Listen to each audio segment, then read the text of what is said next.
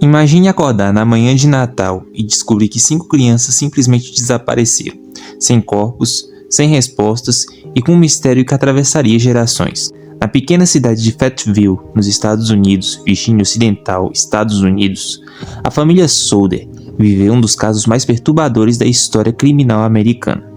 Na véspera de Natal de 1945, um incêndio consumiu completamente a casa da família. Oficialmente, 5 crianças morreram nas chamas, mas havia um problema. Nenhum corpo foi encontrado, e isso mudou tudo. Até o fim de suas vidas, George e Jenny Souder se recusaram a acreditar que seus filhos haviam morrido naquela noite. Para eles, aquilo não foi apenas um incêndio, foi um sequestro, cuidadosamente planejado. E quando mais investigavam, mais estranhas as peças desse quebra-cabeça pareciam se encaixar. Hoje vamos mergulhar no enigmático caso das crianças desaparecidas da família Souder. Um mistério envolvendo incêndio, ameaças, possíveis ligações com a máfia italiana e uma pergunta que permanece viva até hoje. O que realmente aconteceu com os 5 filhos dos Souders? Agora, apague as luzes e vamos voltar para a noite de Natal de 1945. George Souder nasceu na Itália, na ilha da Sardenha, em 1895, com o nome de Giorgio Souder. Ainda mais jovem, aos 13 anos, imigrou para os Estados Unidos em busca de uma nova vida. Curiosamente, ele nunca revelou o verdadeiro motivo pelo qual deixou sua terra natal, um silêncio que acompanharia até o fim de sua vida. Nos Estados Unidos, George trabalhou duro, primeiro nos trilhos da ferrovia da Pensilvânia. Com o tempo, conseguiu abrir sua própria empresa de transportes, transportando carvão e matérias de construção. Seu negócio prosperou. Foi então que conheceu Jenny Simprin. Os dois se casaram e construíram uma vida sólida nos arredores de Fayetteville, uma cidade com forte presença de descendentes italianos. Ali, em uma grande casa de madeira de 2 andares, criaram seus 10 filhos. A família Souder era conhecida e respeitada, tinha estabilidade financeira, boa reputação e uma vida aparentemente tranquila. Mas George tinha uma característica marcante. Ele dizia exatamente o que pensava, e isso acabaria trazendo problemas. George era um opositor ferrenho de Benito Mussolini, o ditador fascista da Itália, em uma comunidade onde muitos italianos ainda admiravam Mussolini.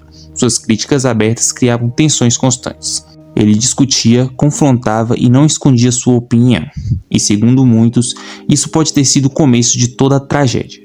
Em outubro de 1945, apenas 2 meses antes do incêndio, um vendedor de seguros apareceu em sua casa tentando vender uma apólice. George recusou. O homem ficou irritado e lançou uma ameaça assustadora. Ele disse: "Sua casa vai virar fumaça e seus filhos serão destruídos. Tudo isso por causa das coisas sujas que você anda dizendo sobre Mussolini." Essas frases ficariam gravadas para sempre na memória de George. Pouco tempo depois, outro homem apareceu oferecendo trabalho. Durante a conversa, ele observou a parte de trás da casa e apontou para a caixa de energia, dizendo que aquilo um dia causaria um incêndio. George estranhou profundamente.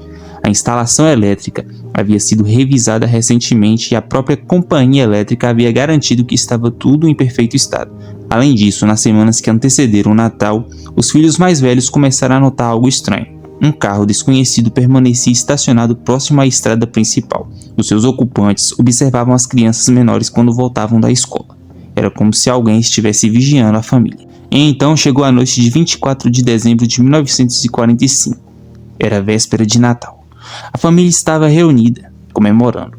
Marion, a filha mais velha, havia trabalhado até tarde e trouxe presentes para as 3 das irmãs mais novas, Martha, Jenny e Beth. As meninas ficaram tão felizes com os brinquedos novos que imploraram a mãe para ficarem acordadas até mais tarde. Jenny permitiu. George e os filhos mais velhos já estavam descansando. Na casa, ainda acordados, ficaram Maurice, Louise e as 5 crianças que dormiam no sótão. Tudo parecia normal, até o telefone tocar à meia-noite. Jenny desceu para atender. Do outro lado da linha, uma mulher desconhecida pediu por alguém que ela não conhecia. Ao fundo, era possível ouvir risadas e copos tilintando. Parecia uma festa. Jenny disse que o número estava errado. A mulher soltou um riso estranho e desligou. Pouco depois, por volta de 1 da manhã, Jenny acordou novamente. Desta vez, com um som forte no telhado, como se algo tivesse sido jogado ali, e depois rolado sobre a casa. Ela ouviu o barulho, mas como tudo ficou em silêncio logo depois, voltou a dormir. Meia hora mais tarde, despertou pela terceira vez, agora com um cheiro de fumaça. Quando se levantou, viu o escritório de George em chamas. O fogo estava começando perto da linha telefônica e da caixa de energia. Era o pesadelo se tornando real. Jenny correu para acordar George.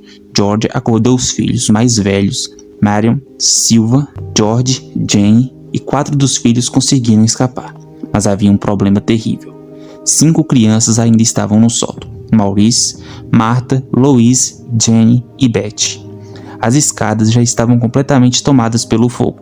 Eles gritavam pelos filhos, chamavam desesperadamente, nenhuma resposta.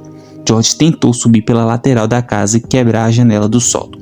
Cortou gravemente o braço. Tentou pegar a escada que sempre ficava encostada na parede. Ela havia desaparecido. Tentou usar um barril de água. Estava congelado. Tentou ligar seus 2 caminhões e usá-los para alcançar a janela. Nenhum funcionou. Ambos haviam funcionado perfeitamente no dia anterior. Era como se tudo estivesse sabotado.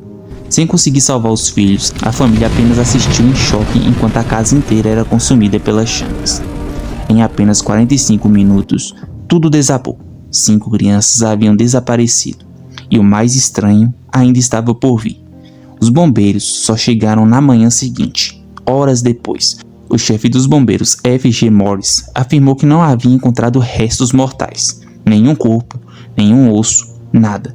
Mesmo assim, concluiu que as crianças haviam morrido e que o fogo havia sido tão intenso que destruiu completamente seus corpos. George e Jenny não acreditaram. Como isso seria possível? Objetos metálicos da casa ainda estavam intactos. Eletrodomésticos ainda podiam ser identificados. Fragmentos do telhado permaneciam ali. Como 5 corpos humanos poderiam desaparecer por completo? Jenny começou a testar isso por conta própria. Ela queimou ossos de animais para ver se desapareciam totalmente. Não desapareciam. Consultou funcionários do crematório que explicaram que até mesmo em temperaturas altíssimas, os ossos humanos normalmente permanecem. Aquilo não fazia sentido. Então veio outra descoberta chocante. Os técnicos do telefone revelou que a linha telefônica não havia sido destruída pelo fogo. Ela havia sido cortada manualmente. Isso significa uma coisa: alguém queria impedir que a família pedisse ajuda. Pouco depois, a escada desaparecida foi encontrada jogada no fundo de um barraco, a mais de 20 metros da casa. George tinha certeza. Aquilo não foi acidente, foi planejado. Meses depois, um motorista de ônibus afirmou ter visto pessoas jogando bolas de fogo na casa naquela noite. Quando a neve derreteu, Sylvia encontrou um pequeno objeto verde escuro e de borracha próximo ao local. George acreditava que aquilo parecia parte de uma granada incendiária, conhecida como abacaxi. Mas testemunhas começaram a surgir. Uma mulher disse ter visto alguma das crianças olhando pela janela de um carro enquanto a casa queimava. Outra afirmou que serviu café da manhã para elas no dia seguinte, acompanhadas de um adulto italiano. Um gerente de hotel disse que viu as crianças dias depois, junto a 2 homens e 2 mulheres de aparência italiana. Sempre o mesmo padrão: adultos italianos, crianças silenciosas e olhares estranhos. George passou a acreditar em uma teoria aterradora. Seus filhos haviam sido sequestrados, e os responsáveis poderiam estar ligados à máfia siciliana. Talvez como vingança por suas críticas públicas a Mussolini, talvez como forma de extorsão, ou talvez por algo ainda mais sombrio. Ele tentou convencer o FBI a investigar. Escreveu diretamente para John Edgar Hoover, mas recebeu uma resposta frustrante. O caso era considerado assunto local. Sem ajuda oficial, George continuou sozinho. Em 1949, novas escavações foram feitas no terreno.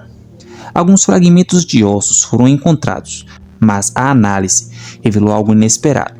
As vértebras pertenciam a uma pessoa mais velha que qualquer uma das crianças desaparecidas. Muito provavelmente aqueles ossos nem estavam ali originalmente. Mas um mistério. Mesmo assim, George e Jenny nunca desistiram. Colocaram um enorme cartaz na estrada com as fotos das 5 crianças desaparecidas e ofereceram uma recompensa em dinheiro para qualquer informação. Esse cartaz se tornaria famoso em toda a região. Décadas depois, em 1967, surgiu talvez a pista mais impressionante de todas. Jenny recebeu pelo correio uma fotografia de um jovem adulto. O rapaz da foto tinha traços incrivelmente parecidos com Louise, que desaparecerá ainda criança.